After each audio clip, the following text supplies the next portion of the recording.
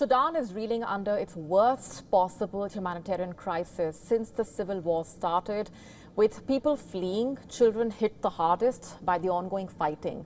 According to the UN Refugee Agency officials, the number of people who fled Sudan since 2023 has now surpassed 4 million, with many facing inadequate shelter due to funding shortages in an unprecedented displacement crisis. Many who fled the country have reportedly survived extreme terror and violence. Of yesterday, 4 million people now have fled Sudan into neighboring country since the start of the war, now in its third year. The 4 million people, a devastating milestone in what is the world's most damaging displacement crisis at the moment. If the conflict continues in Sudan, 1,000 more people, we expect 1,000 more people will continue to flee, putting regional and global stability at stake. And among the worst hit are children, according to Sudan's National Council for Child Welfare. Over 17 million Sudanese children are out of school. 5,000 have been kidnapped or missing. 3,000 children have died in the war.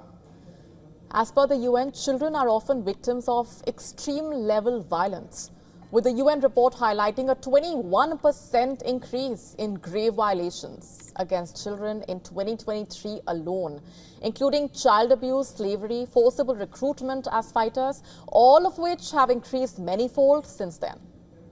This is extremely concerning. Recently, Britain's Foreign Secretary said that the crisis in Sudan needs international attention.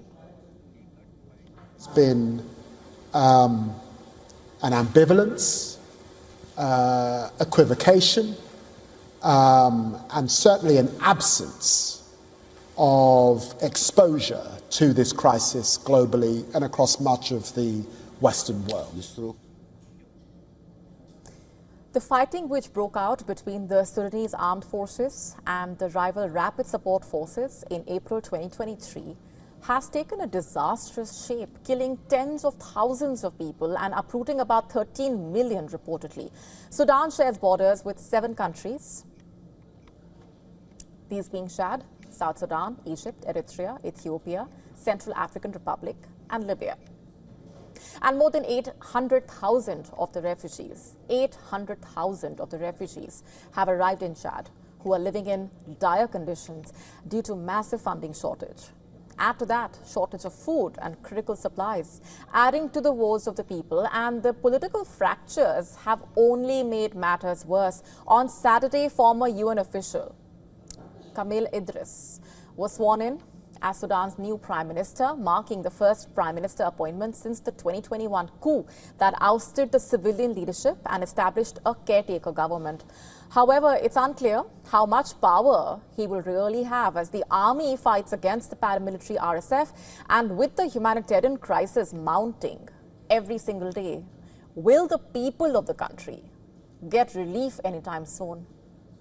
There are more questions than answers at this point.